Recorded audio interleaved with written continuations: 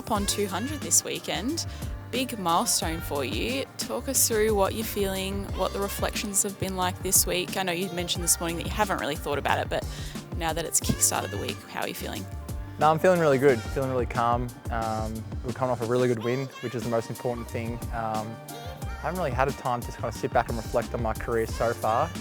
Been trying to organise tickets for all the family and friends, which has been the hardest part, but we'll eventually get there. But no, I'm super proud of my journey and really grateful to be at the footy club. You know, from when I first got drafted to Jace Taylor and Tim Lamb, Todd Viney is the head of recruiting, and to draft me from Beverly Hills and Eastern Ranges, and to be where I am now, it's a massive privilege and honour. Yesterday we had a shoot with Max Gawn, Jack Viney, Tom McDonald, some of the people who have also played 200 plus games in the red and the blue. Was there a moment there where you were standing next to players of that calibre thinking, oh gee, can't believe I've got to this point?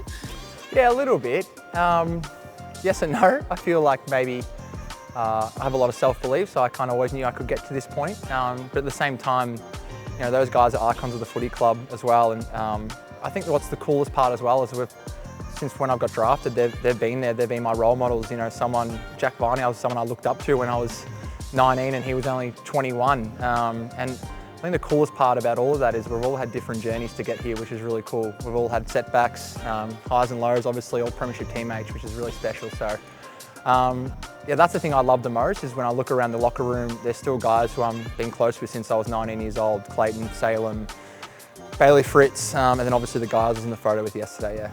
You mentioned this morning the resilience that you kind of had to get straight away. What's it like, that resilience? How's that developed since that first injury back in your first year?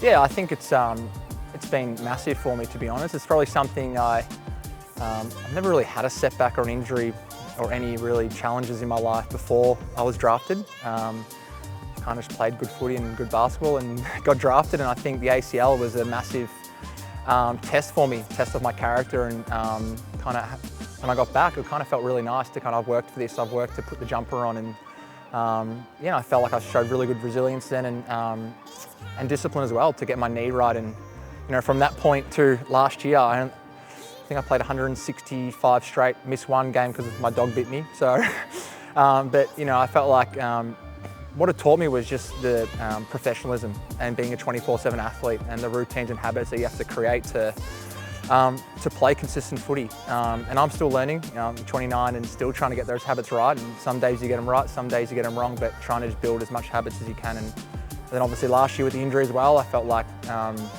it was a different type of injury. I think it was more of a mental than physical. But you know, again, I'm super proud of how I handled that situation. You know, I had incredible support. My wife Bella has been amazing for me.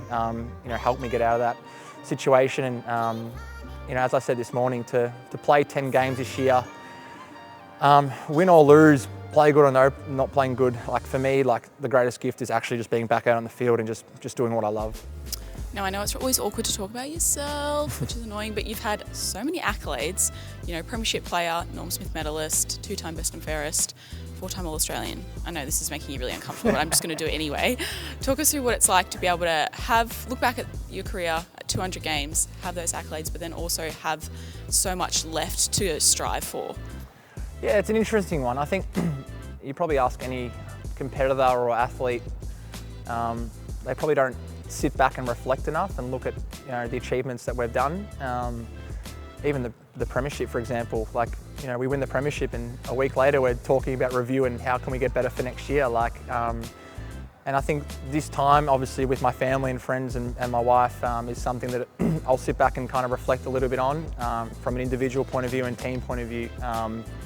So yeah, I think playing 200 games is a really special feeling, especially for the footy club, somewhere where I got drafted to. But I think as well, like I look at all the accolades, especially from a team point of view, like I felt like we've earned it too, which is the best thing. Like that premiership was a really difficult year during COVID.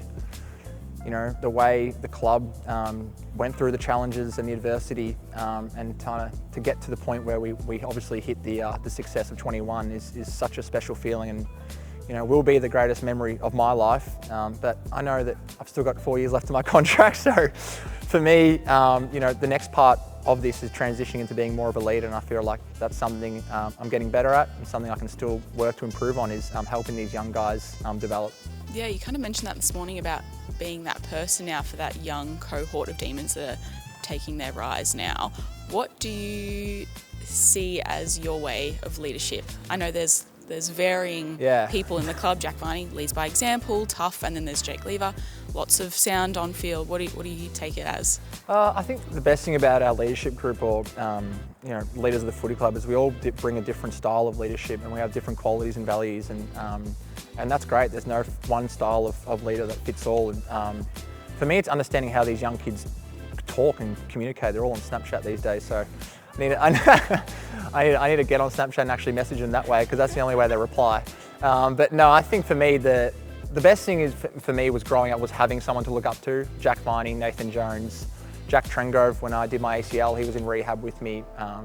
So for me, trying to help these young guys, Harvey, X, Colton, we've got so many of them, Caleb Windsor as well, just giving little pieces of advice there, here and there, and it might resonate, it might not, but sometimes there's little nuggets in some stuff, and only passing down what I've learnt from the other guys. I know a lot of the older players have mentioned like what they bring to the group, but what is it from like both on and off the field? You obviously can see their talent on field, but what can they bring to the group from that young side of things? Oh, they just bring tremendous energy and that infectious energy, and that's something I love. I feel like I love being around. I don't know who doesn't, to be honest, and I feel like the energy at the moment is great, and there's real positivity, and there's a genuine sense of connection, which is something that, when it was taken away from me last year through my injury, was what I missed the most. And you miss, obviously we love winning, and obviously the losses as well suck, but for me it's the connection in the footy club, it's the change room chat, it's the bus rides to and from the airports, it's the hotels, playing table tennis. Like, those are the things that everyone says when they retire, that's the thing that you miss the most. And I try and tell the young boys, like, I'm 29 now, it goes very quick, so just being really appreciative of our job. Like, we literally get paid to kick a footy and lift weights and run, so understand there's a lot of hard work with it, but also it's an incredible job we have. Yeah, I think that's what makes up a footy club, is that connection between everyone that's in it. What have been some of the moments that you remember, like some of the people that you remember on and off the field throughout your 200 games that you'd love to shout out? Oh, no doubt, just the footy club in general. As I said before, Tim Lamb, Jace Taylor, Todd Viney, those guys were the reason why I'm here today, and I'm really appreciative of them drafting me. And then even within my draft class, like Angus Brayshaw, who's someone who I'm extremely close with now, getting a bit emotional speaking about him, but he's been someone as well who's given me a great perspective on my job.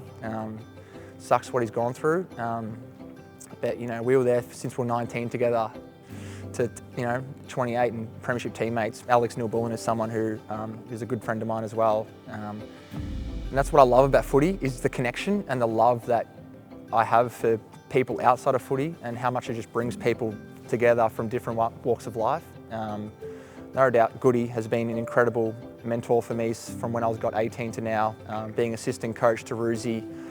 He helped me develop into the player I am and build habits and create discipline around my habits, and that's helped me play consistent footy. And there's been so many, like Max Gawn is someone I've really looked up to, Jack Viney, Nathan Jones, who were teammates, and now he's my midfield coach, which is just incredible. And he's someone that, again, I have a great relationship with, and I'm really transparent, and we're really transparent and honest with each other, and that's a great form of a friendship. But yeah, Eastern Rangers as well, Beverly Hills, where I started my pathways, I want to give them a shout out too.